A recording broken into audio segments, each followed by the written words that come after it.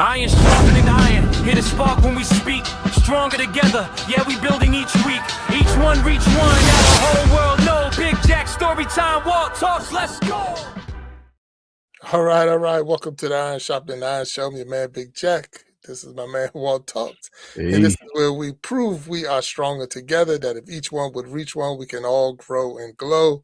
And Walt, I got one for you, man. Have you so ever been in a situation where you was addicted to something?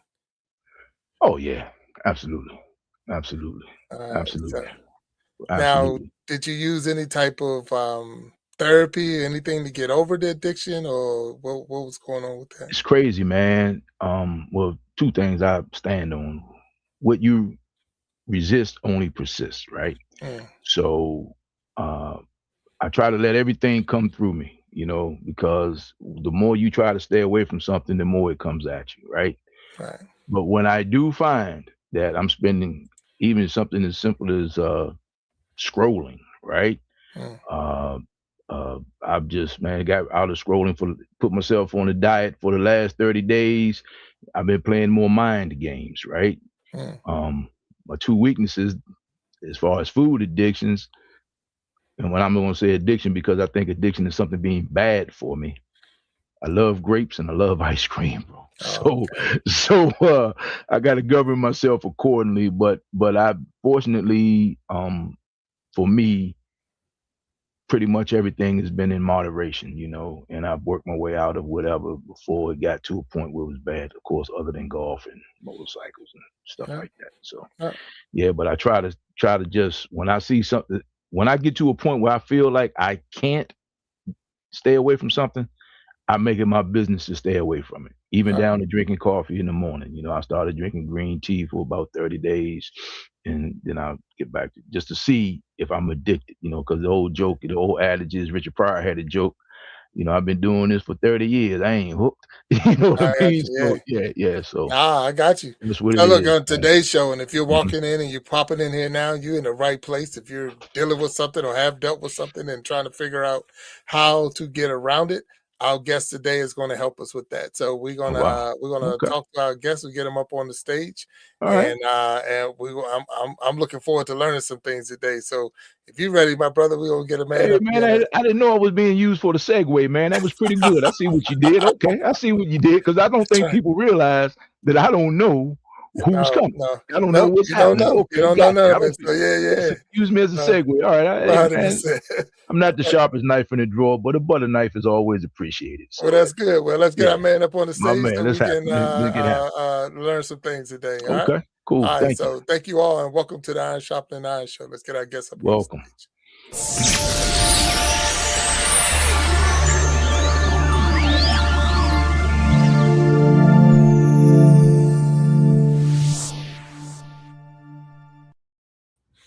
Alfredo, how you doing, my man? What's going on?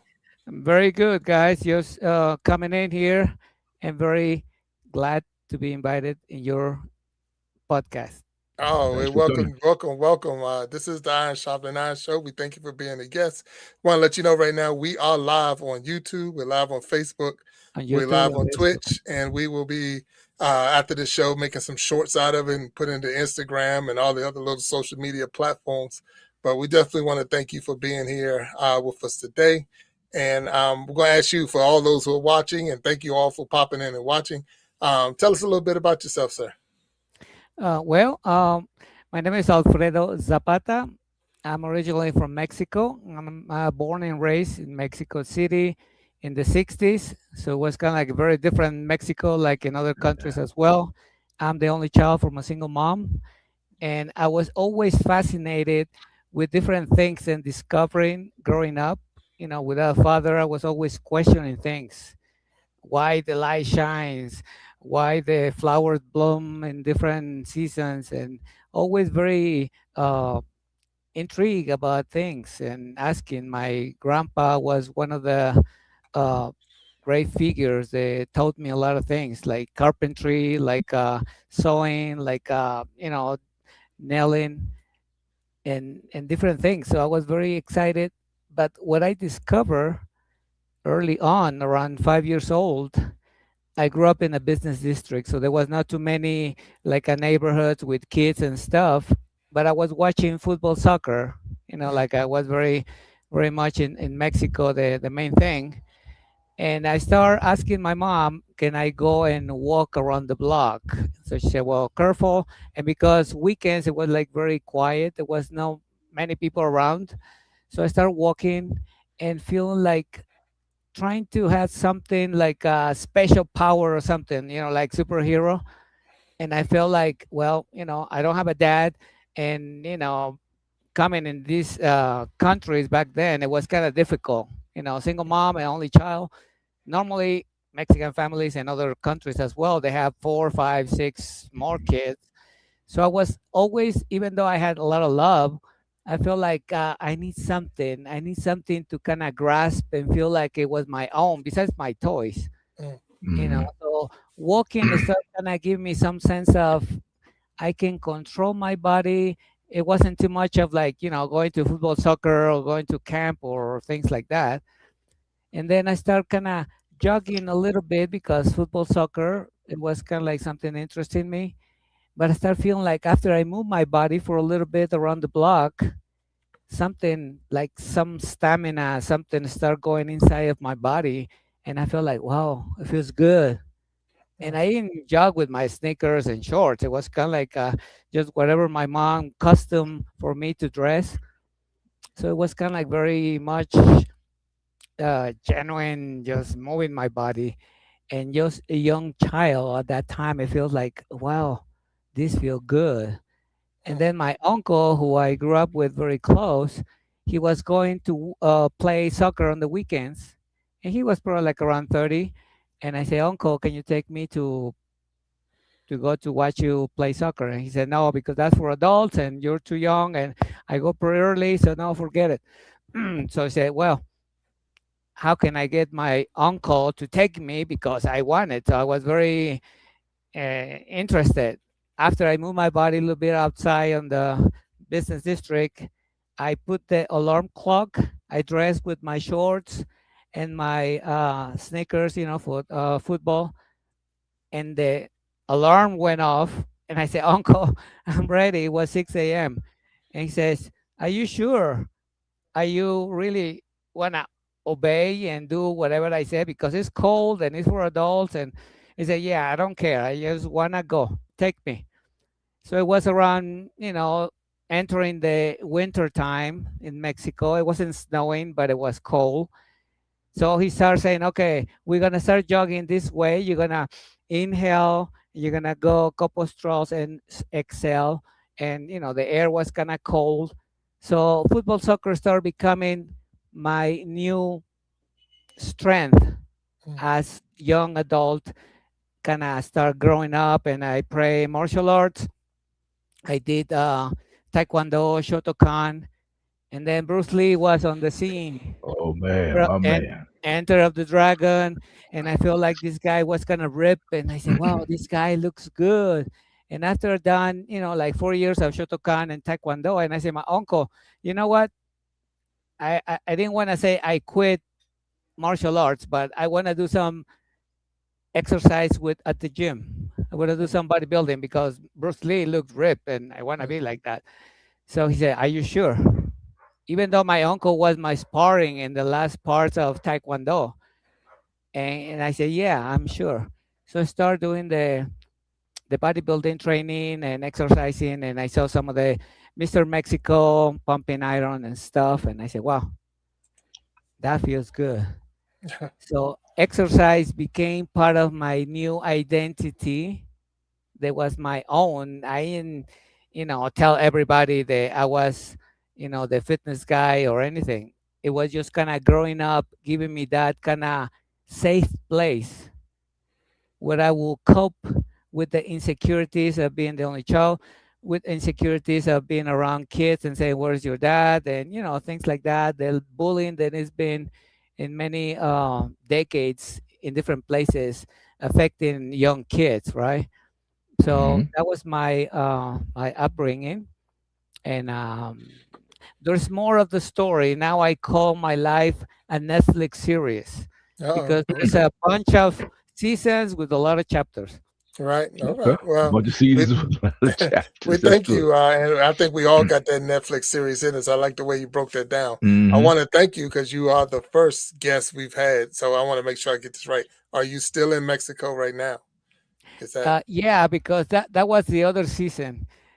okay? Once I start, kind of getting a little more Mm-hmm. in the teenager uh, years, I start kind of trying to feel kind of more into it, And Yeah. downstairs, it was a neighbor. They were kind of like the ones that were taking care of this facility. They were live several people, and he started playing rock, English rock music. Mm, The Okay. Beatles and the right. Creedence and Mm-hmm. different music. So I grew up with the cumbia and the salsa and all the rhythms in Mm. Mexico, even though they play some. But this guy was kind of like underneath where we live, so he will play some of those songs. The Beatles, the Creedence, the Doors. So I start kind of going with different music styles Mm, and maybe some the other groups. So it was a good learning, even though the English for me was difficult. right. Right. I will say just from 1 to 10 maybe, and then ABC and things like that. But that was it. Right. So trying to fit in, I felt like I needed something to get noticed because I wasn't the tall guy, blue eyes, and good physique. Yeah, So I neither are felt like we. For I real. felt like I needed to do something, but I was very insecure because I was trying to pretend and not being myself. So exercise was kind of my hidden place, even though it was kind of showing a different approach in the society world. Kind of like, Right. well, yeah, you're getting a little bit stronger, some of the muscles showing up and things, and trying to be with the girls, and. So it was kind of like a limping in some way Mm, because I mess up on high school and then on college as well. And I feel kind of down because my mom said, "Well, your dad was a doctor, and you said when you were growing up that you want to be a doctor. So mm, she didn't say you must be a doctor." But anyway, I felt to enter the university because I was kind of like just playing around. I wasn't drinking yet, mm. but I was trying to just to get around showing off without being Mhm. real. Okay. And then my mom said, "Well, yeah, I feel sad because you kind of betray some of the confidence, even though she wasn't like really going on my case. But I feel like pretty bad because I said, how can I make it up to my mom, even though I was exercising and I was Mhm. pretending to be the healthy young adult, and but school was missing. So there was a nutrition career coming up in this technical university. And I said, well, I'm exercising, I'm eating well, I'm pumping muscles. So nutrition for me was kind of like the ideal place to jump in and trying to make it up for all the years of messing up. And I say, Mom, I want to make it up. Give me a chance. This new nutrition degree is coming up and I wanted to join. Mm, And she said, well, are you sure? And then my uncle said, well, I sponsor you if you promise your mom and to me that you're going to be studying and applying you to this new opportunity. So end up being immersed into that nutrition and going to the hospital and, anatomy, physiology, and all the different things. And it will kind of like a breeze for me because I was already reading some of those magazines. It was right. coming up, I think, Muscle and Fitness and Flex Magazine and things like that. And I was trying to interpret whatever they said because it wasn't translated in Just about Spanish. to ask you that. It was an Right. English one, and I started getting into it. But soon to that place, a good friend of mine started kind of getting along with me, and he was very the party person. He was organizing meals and brunches for the teachers and the professors, but there was alcohol included in those gatherings. So I started participating, trying to fit in as a social drinking, and that's when it became my Jack and Mr. High identity Okay. Mm. because during school time, I was, very add to it and studying and stuff. But later on, this guy was say, Alfredo, why don't you help me out? We're gonna prepare some brunch for these professors who are helping us with the subjects, because sometimes we'll kind of mess up in the subjects, and the doctors and the professors will help us because we'll shower them with the nice meals. We cook, Mm, we prepare, we had some drinks, and the professor sooner or later they will say, "Okay, we're gonna give you a break with the grades." So anyway, it was kind of another way for me to start falling into that place, okay. that dark place of insecurity. Yeah. Mm. And So, so Alfred, let me. I'm gonna have to cut you for a second. I just want to ask some questions on this. So, I want to just get this straight. You are in Mexico, so you are the first guest we had that's in Mexico. So, I want to thank you for being Yes. that person. We've had Mexicali, but we never had, I think, Yes. anyone that was Mexico. Yes. yeah, And then the other side to this, that your safe places, my understanding is you found a safe place in working out, like fitness and growing up, like I say, is an only child, single mom. But I'm hearing a lot because I know Walt he could touch on that because, but you said your uncle, so you mentioned your uncle several times. So even Yeah. though he wasn't a biological father, as a lot of look for the mother father, but having a male figure in your life that can, give you some direction. So, like I say, will you be listening to me when we go to the soccer field and this and that? Mm. That's right there is a lot more than a lot of people get. So that is already an advantage in yourself that there's somebody that's already looking out for you. Even to the point when you said that when you was going to the university, that this person said, "I will sponsor you, I will help Yeah. you, I will help you get there." That's huge in itself. So those things that sometimes we don't. And I can say that, my dad was there and not there at the same time. So with that being said, it was like, having uncles that stepped in and took that role sometimes was huge for me because it kept me at least a little bit balanced and structured down because I gave my mom fits. I know that. And if she's in the chat, I apologize, mom, for giving you fits. But Yeah. I know I Yeah. did. But I just want to make sure I got that straight. So you say you talk about mind and body to become healthier. So, what does it mean beyond just fitness and positive thinking? So, putting that mind and body together, what does it mean besides just being fit and positive? well, what I realized after a few decades after that child started jogging on the streets, it was the mind and body connection.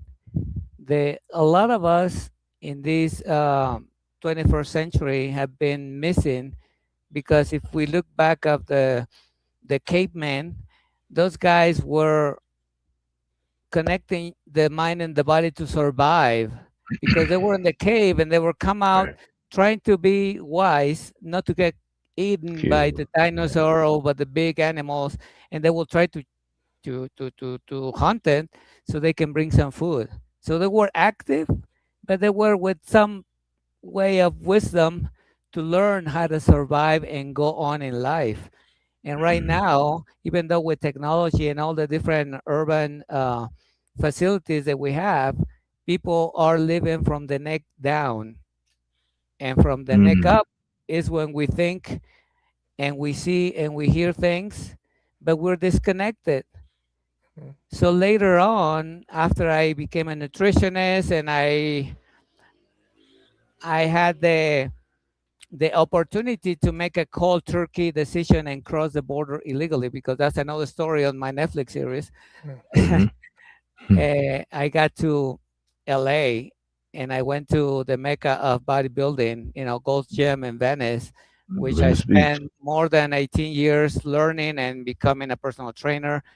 And in order to concise the connecting mind and body, I start teaching people how to really do a inventory using the mind to be aware of some of the different situations and habits that have been triggered by emotions.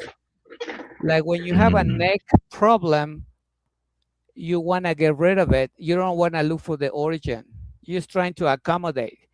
You put Mm-hmm. a cream, you put acupuncture, you change your chair for hammer mill chair, you put back support, but you don't know where it came from. You just want to From quit right, right away that thing. And then the pharmaceutical industry in the world say, take a pill, take a right. shot, and let's see what happens. Or Let's see what or happens. the marketing says this will kill the pain right away. Right. And then you saying, oh, that's great, because I need to go like a rat race, just moving on. I don't want to stop. I just want to fix it quick and go on. So when you do that, you don't really exist, because you're always running from something behind you.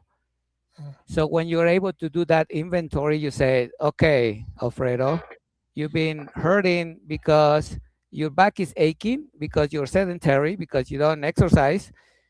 So your mind start getting in some way connected with the body reactions. So if the body hurts, your mind hurts, because you're not in a good mood. Even though you're the top successful Tony Robbins and any of the top people with a big bank account, you're hurting. So it doesn't matter who you are, is that you're hurting. And how you gonna fix it if you're not sober and saying, it's my chair. I'm not really having any non-negotiable healthy habits to preserve my body. And I teach in one of the conferences I did before, and I said, we need to take charge of our health like you will take if you had a Ferrari. If you have a Yes. Ferrari auto, how are you gonna take it? You're gonna take it to the right around the corner mechanic who Right. maybe doesn't have the equipment, or you're gonna give him just the regular gas, or you're gonna put the premium. Some of the top cars, they're not gonna work with the regular one. They don't even start it. Are you gonna do nice wash and waxing, or you're gonna take it to the professional? To your own means possible, your body, mind and body has to be taking care of that level, Mm, of a premium level, taking care of your health. So that way the connection of mind and body comes into that place. Some people say, Alfredo, but what about the spirit? And I say, well, if your mind is not clear, how can you comprehend that there is a spirit living inside of you if you're not healthy? Because you can be preaching and have all the verses of the Bible, which also I became a disciple in a Christian church in LA. But I'm saying, if you're not really preaching with example, it doesn't matter how educated you are. So the program is a change life habits in order to connect that mind and body. It doesn't happen overnight just because you join the gym and you get all the fancy clothes and then you go with the supplements. See, it goes with the habits. What do you do every day? The non-negotiables. Are you waking up early? Are you meditating? Are you exercising? Are you ask for a coach or an expert like a Tiger Woods or Kobe Bryant for a coach to tell you where to improve yourself? mm. Some people are afraid to face that. So now, Alfredo, when did you start to realize this? And I know you said you were running the streets as far as exercising. You know, whatever you was wearing, you didn't have on special clothes. But so when did it hit you as far as like in the coaching when you realized this portion of yourself as far as the mind and the body being or needing to be connected? So were you in college at the time? Were you high school, or when did it actually that light come on and you say, "Oh, this is what we need"? I kind of got some samples that came into my life, but I was afraid to take the compliments or to feel confident that who I was, because at the gym when I started doing some of the bodybuilding in Mexico, there was this gym from this Mr. Mexico that was pretty well known in the 70s, which I start kind of getting some knowledge from some of the guys that I saw working out, but also from the magazines. Then they will say, Tom Platz, well, you got to do one more rep, or Mm-hmm. Arnold, and No Pain No Gain with Mike Right. Manser. But I started kind of feeling like I was the connector with people because I will share some of the stuff that I read. And I said, well, this guy is saying that you got to do it this way. So I was kind of teaching in a way something that I learned later on when I was in LA and I went all these years learning and getting to know people in that field. Then I was becoming an expert. And one of my clients, one of the first clients that called me up on that, then I wasn't sure. I became a personal trainer. I started getting the training from an incredible group of people that taught me. Someone came into this sport facility. It wasn't Gold's Gym. It was like just a regular chain of fitness clubs, and it was a entrepreneur guy from US, but he was in New Zealand, so he was building companies, and very well known guy. I didn't know who he was, so he came like a regular member. They assigned him to me, and I said, okay, well, my name is Alfredo, and what's your name? Oh, my name is Ruben. And okay, let me take your measurements. I'm gonna take your body fat. What are your goals? You want to lose weight? You gotta get stronger. And it was a guy like in his 50s, and he said, well, what I want is just feeling healthy. I had some heart problems, but I wanted to, get going because my business and everything. So I did pretty much everything. Then I was by the book, which I was very excited because it was some of the first clients that I had, speaking English, learning to become a personal trainer. So it was like a new life for me. And then at the end, he said, Alfredo, well, I like your approach. I like how you handle things, and I want to sign up for the biggest package. How much is it? And I said, well, Mister, this is the price and the sessions, and we can meet several times depending on your schedule. He said, that's great. He said, I'm in your hands because you are the expert. And I look around and I said, who is he Mm-hmm. talking to? I was like 20 something years old, but I didn't know that that was an incredible teaching from above that says what you've been working on all these years without you Mm-hmm. noticing and without you accepting and admitting that you had that in you, like Les Brown says, you have something great in you. I feel Mm-hmm. like, wow, this guy is calling me the expert. I didn't say why you call me the expert, but I feel like, is this guy joking me or something? And no, he was serious. And I said, okay, great. So this guy was my client for like more than 10 years. I Yeah. helped him to go to hiking in Nepal. Then after I quit at that gym, I took him to Gold's Gym like a private client. So he said, okay, Alfredo, well, that's great. Now you're independent contractor. So tell me how much you're gonna charge me. And I said, well, the same thing like at the gym. And he said, no. So I raised the price twice. And he says, no, it's not good. I raised it three times. And he said, well, that's better, but it's not what you're worth because you're the Mm. expert. And again, that word hit me again, but I was kind of like trying to digest that expert mentality, that knowledge, not to feel proud and being with the ego to the roof, but feeling like I was contributing to a better life of someone. And that's when the connection of mind and body and the expert became to take more place because I feel they had something to share with people. Right.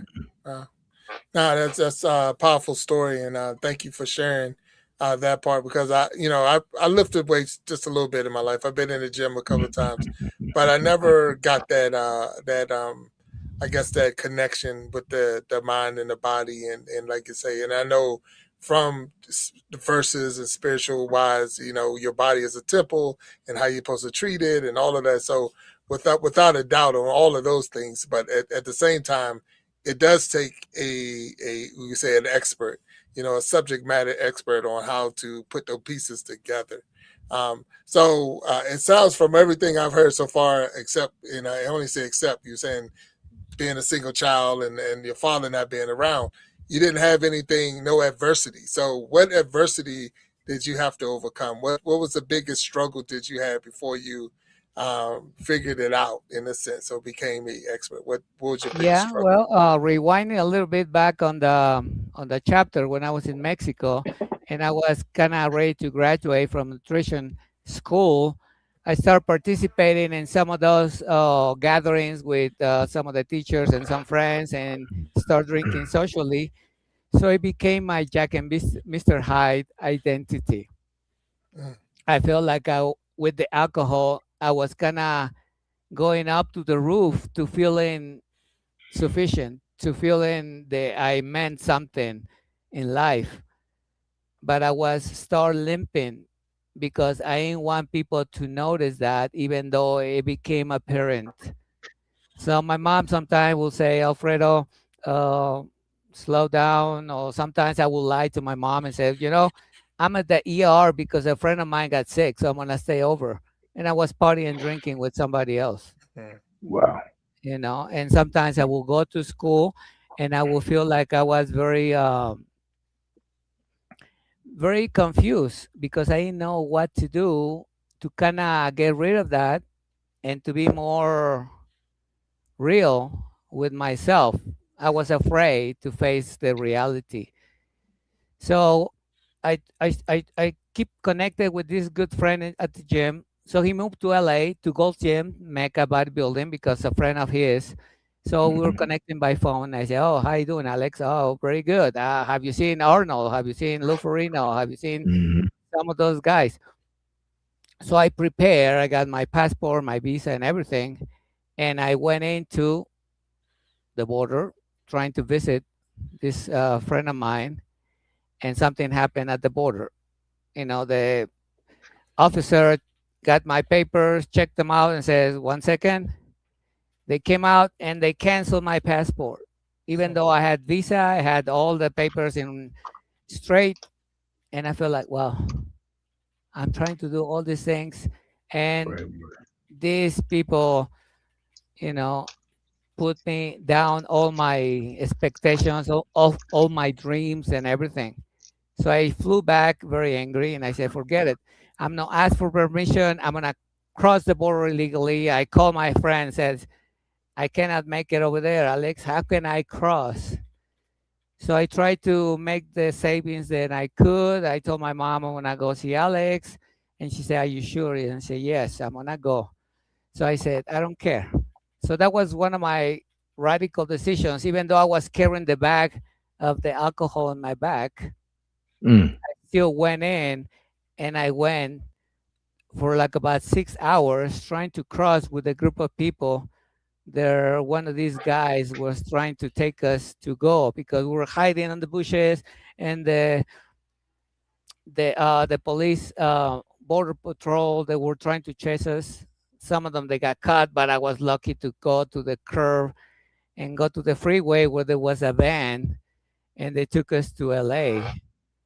And I went for a couple of years, before I start realizing that it wasn't life. I was in a different country, but I was the Hmm. same person trying to Ah, make it up, but limping with something that I was afraid to face.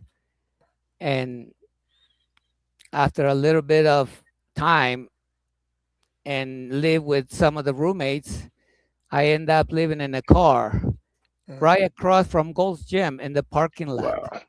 There was a couple of people who were coming from different countries trying to make it in the fitness industry and Hmm. Hollywood arena. And we were coming out at night out of our cars and drinking and kind of sharing. It was kind of like our crew away from the world. And I said, well, I'm the only Mexican. I'm a nutritionist.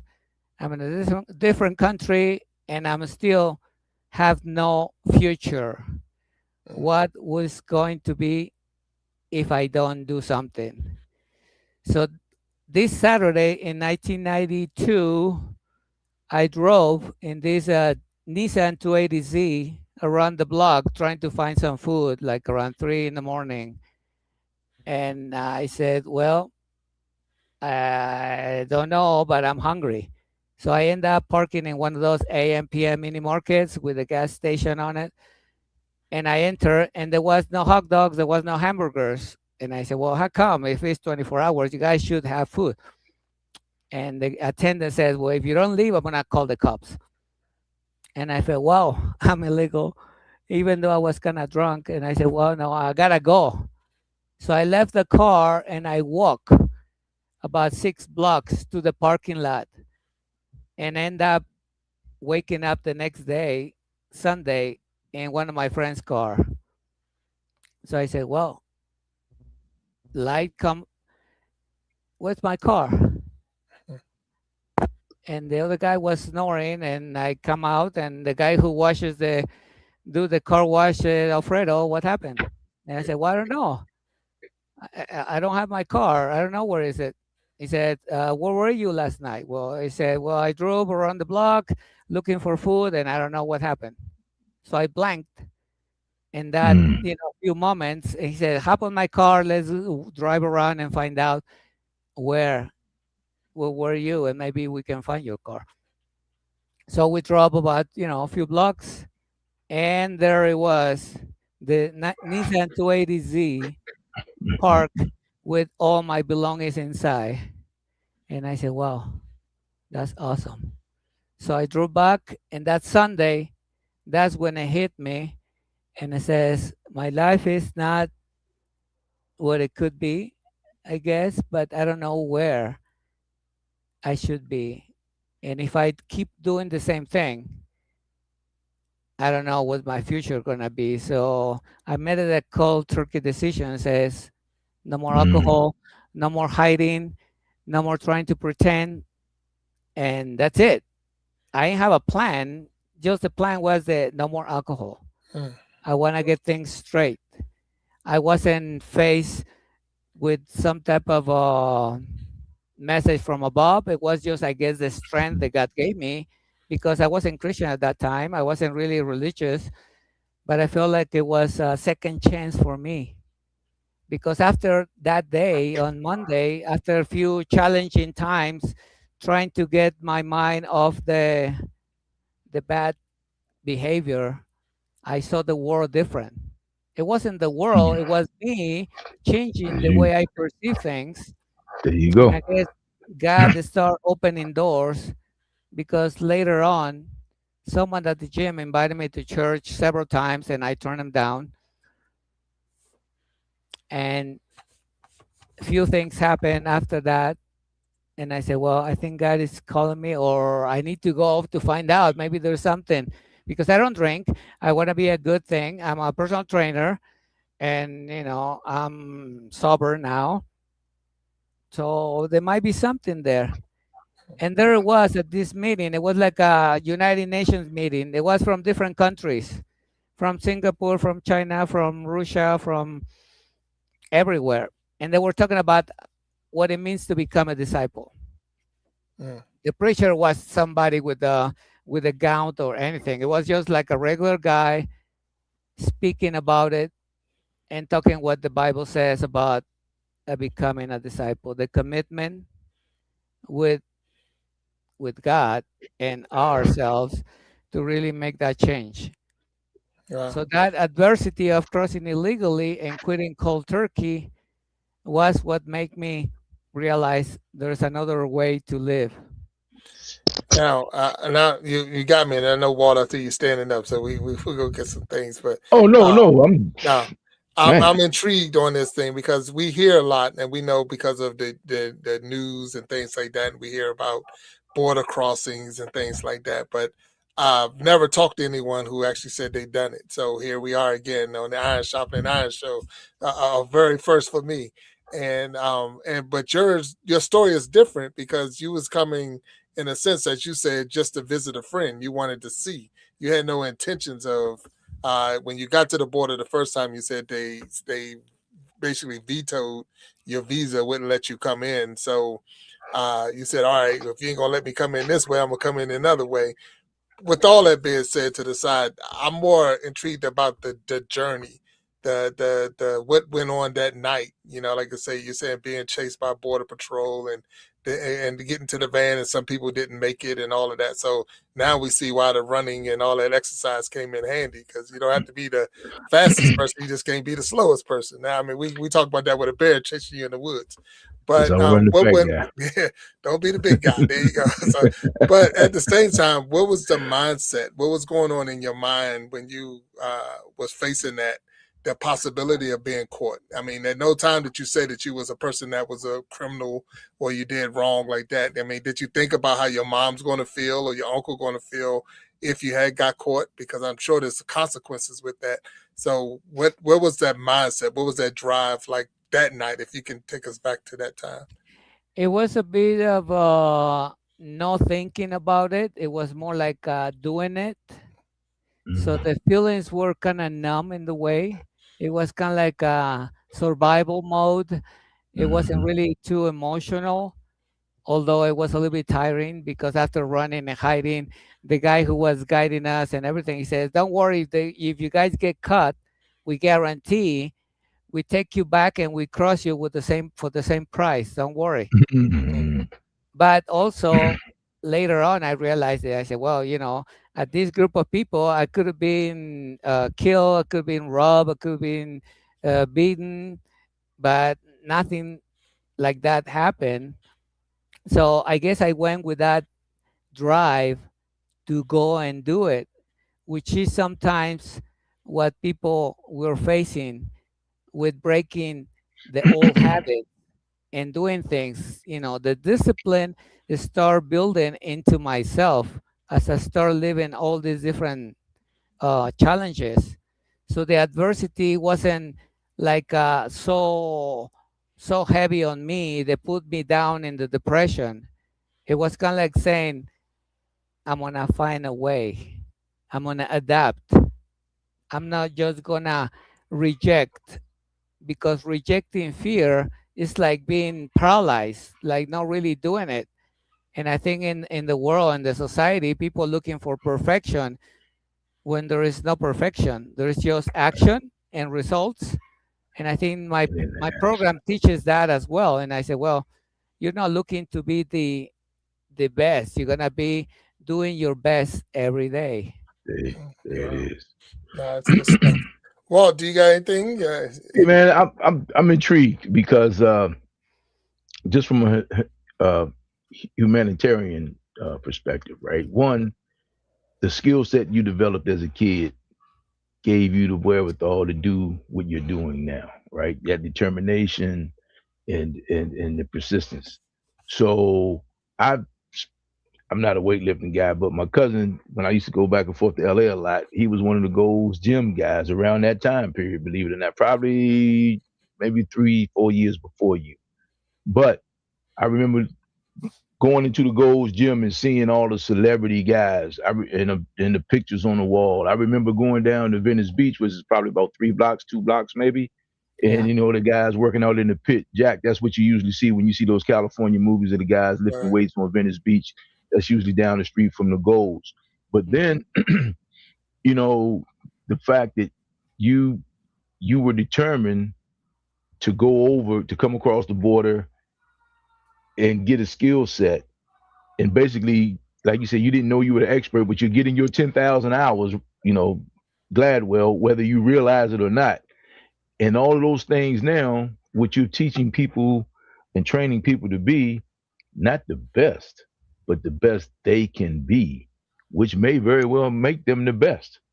It's like, it just goes to show you that no matter where you're from, people to people, that's a skill set that travels a long way. And if anyone watching this takes anything from it, you are no excuses type of guy, man. And I respect that, because we all make excuses of why we can't do things.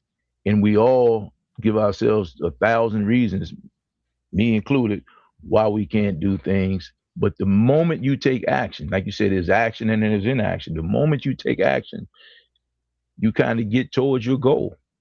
And then you get to see truly whether you want to do it or not. I mean, because you got to go towards it to really see if you want to do it or not. So I'm just looking at all these life lessons And like you said, we come from two totally different cultures, but people are people. It's the same thing that we learned, Jack, growing up, especially you, Jack, as an athlete.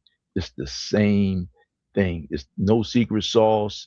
It's the same thing, man. And I'm really like intrigued to hear this because there's no separation of success. Is the formula for success is basically learn your craft, perfect your craft. And I mean that's just I'm hearing you say it like like you grew up in California, and that wasn't the case. Coming across the border, especially in this day and time, just hearing that it just shows me how far we've come in the last 30 years, right? I mean, so that's just I'm just intrigued, man. I mean, and here you are, and then you back in Mexico. So how did you get back in Mexico?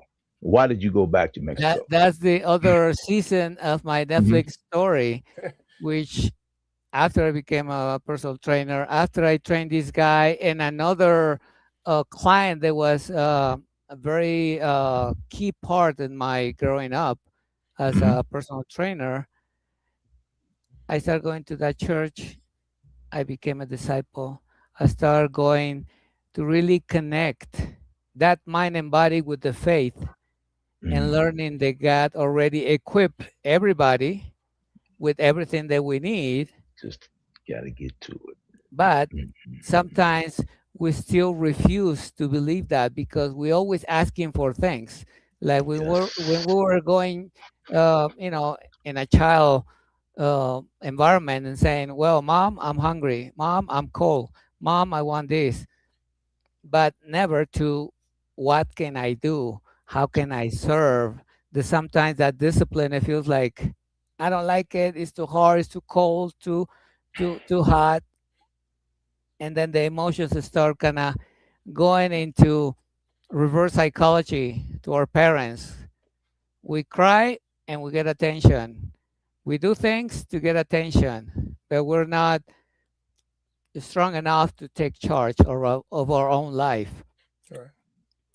And that's Wow. one of the big problems I think, to realize that we all need to be students, to be upgrading our life, how we think, how we feel, and how we act, Yeah. which is You what know, part of, go ahead. sorry. No, no, no, I'm sorry. That's part of my program. My program is connecting mind and body, and it has 3 points key in order to become your best version. The first one is identify the stress that attacks your body, physical and mental. Hmm. And I went back to when your neck hurts. Hmm. If you don't look for the origin of what the neck hurts, you're gonna be living with the painkillers. But I do an evaluation, posture evaluation, to tell people where are the pinpoint problems then they have. They might have an accident, they have a scoliosis, they may have some surgery, they may have some bad posture where they do things, exercising, sitting, walking, driving.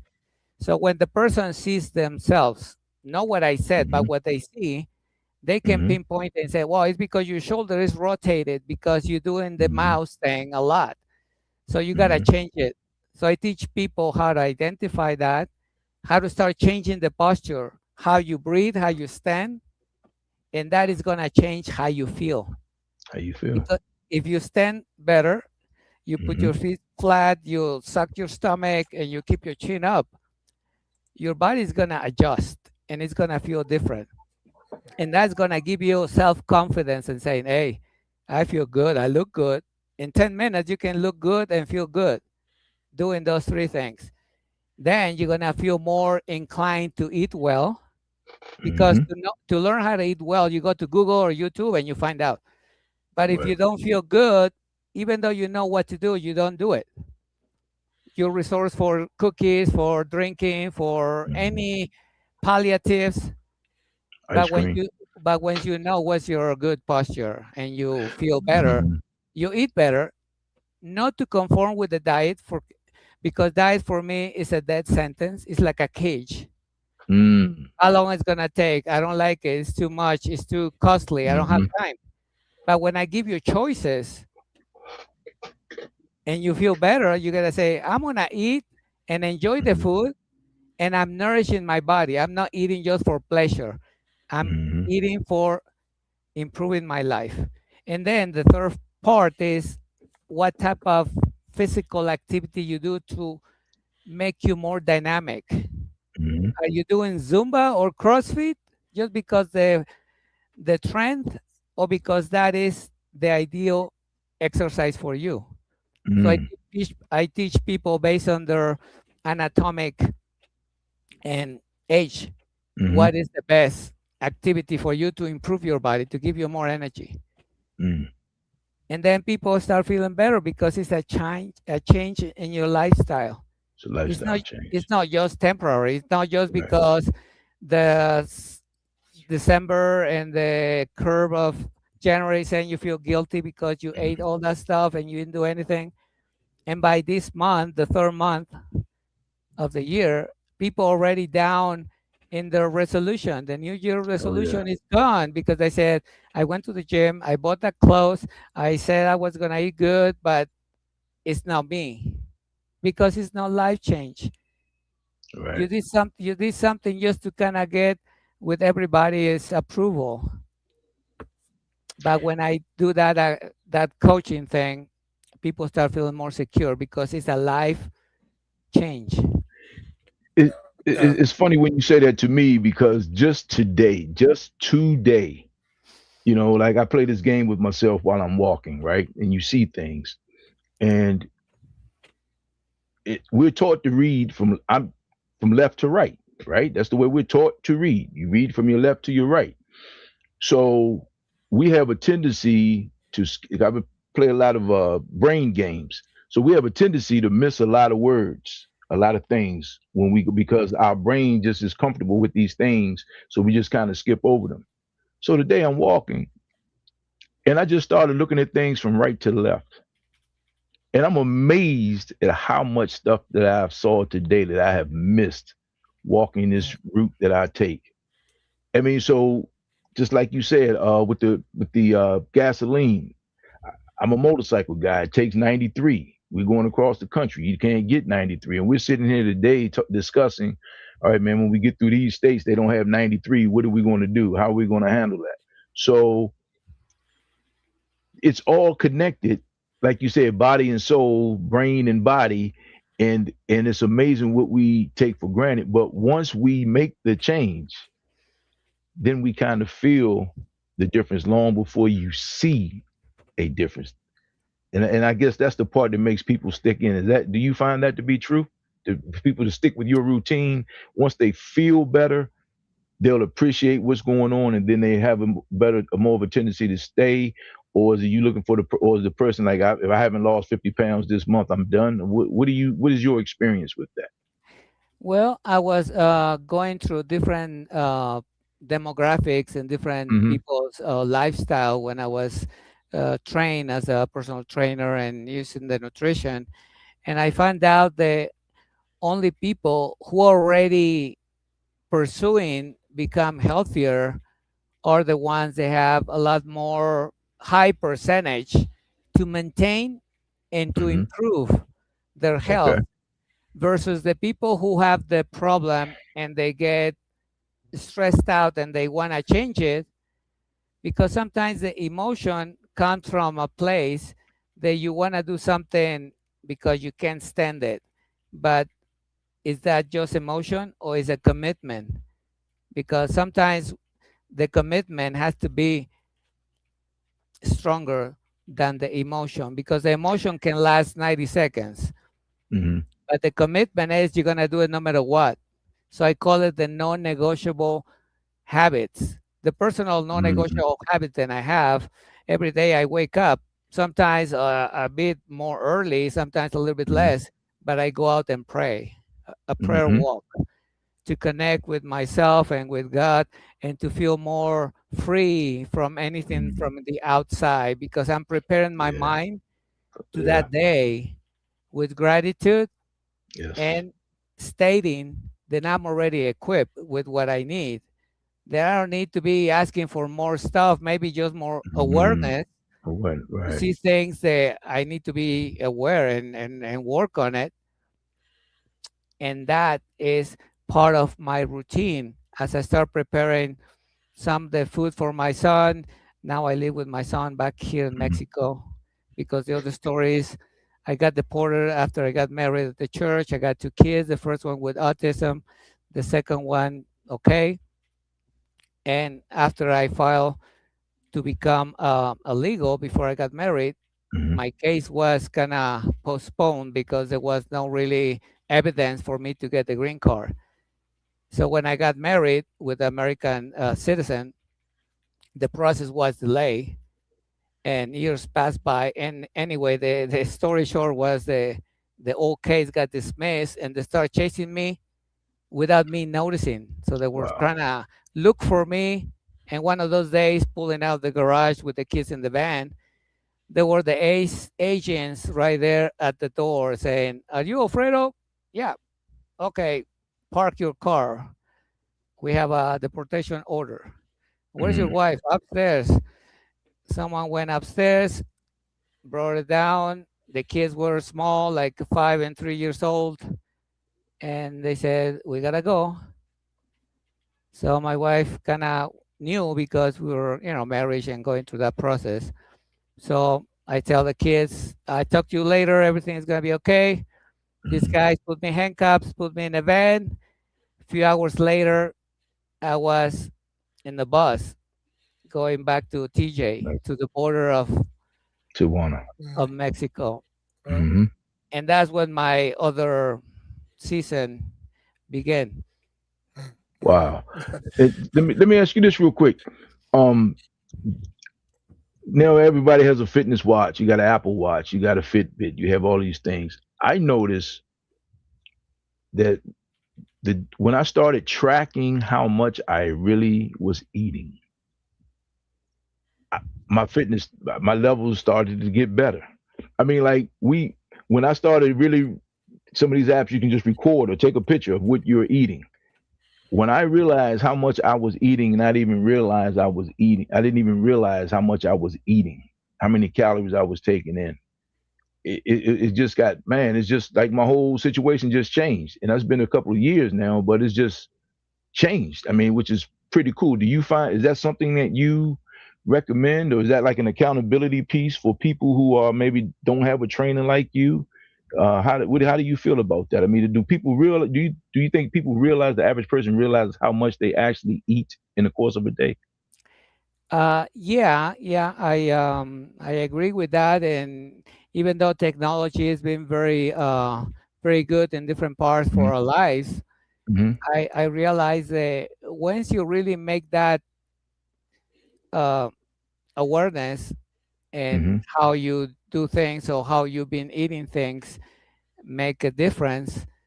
I normally tell people to start developing these habits in a slow process. I normally, Hmm. the program that I run is 90 days because 90 days takes also for the child It's when a it's habit. born to Yeah. triplicate the weight. Right. So in order to change a habit Hmm. and make your mind and your body change, it takes about 8 to 90 12 days. weeks to Yeah. do in a slow process. With some people, it's different. But when Hmm. I do a coaching once a week with a person to help them if they use a tracking device, if they use an Hmm. application, not to Hmm. rely on that, but to Right. use it as an ally Right. and reinforce with some accountability partner, which is what I Hmm. do, Hmm. to be consistent in that particular personal change, not my own, but them, because I'm just the guide to enable the person that says, "You're able to. I'm here for you, not to judge you, Hmm. not to criticize you, but to help you to see that you're on the right track." And Hmm. every day, if you do a 1% of improvement, it will make the 1%. whole difference because it's no one else's business, not your wife, not your kids, not your friends, nobody but you, the one that That's you right. should be doing a high five every day to Hmm. empower yourself. Hmm. Besides, if you have some belief and you connect with the higher power, that you do it yourself because you're able to. Right. Hmm. Wow. If you Wow. see some of the big people in the industry, And even the movies, you see Gladiator. What happens with Gladiator? No, you're right. Look, Alfredo, now I'm gonna ask you this because you mentioned Netflix series several times, so I know there has to be a book involved somewhere. Have you written your own book of the story from running the streets of Mexico when you was a child to now, or what's going on now? I got the That's script in play. What's going on with this? that's something that has been in my mind for a couple of years. And a friend of mine told me before, and they said, "When are you going to write your own story?" Hmm. And I've been picturing, because growing up, I had some dreams, and I was speaking to a big stage. I didn't know what I was saying, but I was with so much passion that I was almost crying because I felt so excited about sharing something. And what I developed in this program, that's the passion that I have. And being invited to be a co-author in this book called Discover Your Greatness. It was written in Spanish in US from Mm. 12 Mexicans and one from South America. Don Miguel Ruiz, the guy from the Four Agreements, was our godfather. It Wow. was another step for me to become aware of what God was giving to me. And then become here in Mexico one of the 33 authors in this book called Repair of the Black Family Anthology, which Hmm. it was in English. And I was the only Mexican with 33 authors. It talks about repairing the old baggage that people have been carrying from generations, and Mm. how we went in through different routes to find the light and become who we are right now. To answer the question, to write my book, I would love to start getting connected in some way to do that, because I'm excited to share it with the world. Well, look, I can tell you this, and it's hard to not hard to believe it. We've already crossed the hour mark, but you have an amazing story. I mean, I'm caught in the border crossings and being deported back. The Man. work, the people you've seen and faced, the mission that you're on, and even this is the Iron Sharpening Iron Show, and I know we always try to throw. I want to grow stronger. I want to be better. When I have a guest on the show, when this is over, what did I get from this? And the big thing that I'm gonna say that I got right now was the fact that I know I have been putting my life in a box. I've been putting limits to it. I want to lose this much weight. I want to do this much or whatever. Where you're unlimited. There should be no limit. It's funny you're saying this because it was a time I was a power lifter. So I'm in competition and stuff like that. But I never went into competition saying I only want to lift 600 pounds. When I put the weight on there, if I hit the 600, then I say put 605 or 610 on there because there's no limit. But now I find myself limited myself to say I'm only going to do this. So that's where I appreciate you because now you made my mind spin a different way because it's like you didn't limit yourself when you were younger and you was Right. pushing that weight up. So don't limit yourself when it's time to take the weight off because we say, "Oh, I'm gonna get 5 pounds." You get to 5 pounds and you stop. It's like, okay, five was just a beginning, and now let's chop off the rest of it or whatever. So I want to thank you. I really want to thank you for being on the Iron Shopping Iron Show today. Your story is amazing. If I was watching on Netflix, I would sit there and binge watch. I would watch season Yeah. after season. So I really thank you for sure for being on here. I'm gonna ask you just to hang over just a little bit, talk to you behind the stage if that's okay. Yes. Walt, you got anything you need to say? No. Alfredo, it's been fun, man. It was a quick hour, but thank you. I mean, I just it makes me realize, man, just once again that people, humanity is all connected, man. I mean, it is just, yeah. So I salute you for that. What you've been through. I'm waiting for the book. I'm looking forward to the book. That'll be interesting. Yeah. And I've already joined you. Give us your Instagram and your Facebook and all that good stuff if you don't mind. Yeah, the easy one that I got is the Instagram Mhm. handle is Alfredo Zapata Coach, Okay. and that's the one that I can connect with people even faster. Facebook as well, Alfredo Zapata, but Instagram is the one that I've been a lot more exposed, and is Alfredo Mhm. Zapata Coach. and I'll be happy to connect with you guys and see what can we get together and do. Well, I already know you raised your prices 4 times, so I can't afford you. So I'm gonna have to get the discount on that one. So I'm just Jack, joking. let me say this. Just joking. Let me say this. What you said about your prices, and the person said about you being an expert, that's another life lesson, because it's amazing how the brain works. When we think something is too accessible, we think it's not good. In the moment the price is raised, wow, that must be pretty good. And that's a prime example of the people that's going to pay you to do what you do, that are willing to pay that price. You probably get a better client coming through the door because of the sense of loss. People will run towards they will run towards not losing something quicker than gaining something. You know, so that was a pretty good move too. And I did not talk about that, but that was a pretty good business move. Yeah. So thank you. And the thing is, and Alfredo, you mentioned it, and I know we're gonna close out, but you said, driving that Porsche, you got a Porsche, and the cost of a Porsche is a whole lot more than my Nissan, whatever Nissan. I drive Toyota, so that's why I didn't shoot down Toyota.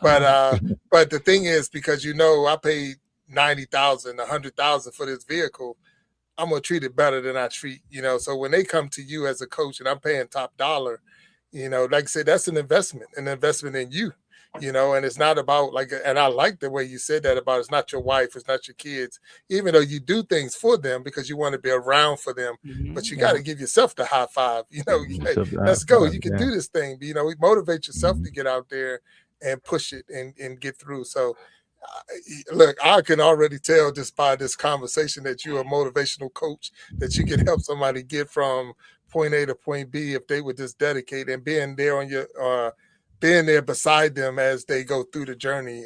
I can already see your value. So I want to thank you, and I want to thank you. Yes, sir. If you are watching this show right now, and if you're out here and you're chilling and checking us out on the Iron Sharpening Iron Show and the Iron Sharpening Iron Universe, we thank you for hanging out with us.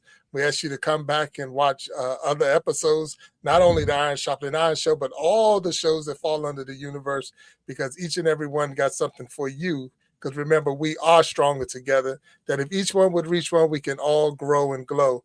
But until next time, we're going to tell you to take care of yourself, as Alfredo say, mind, body, and soul, and you'll be surprised what your life can end up being. So until then, stay sharp, and we talk to you later. Alfredo, stay back. Please, thank you. Thank you. Too.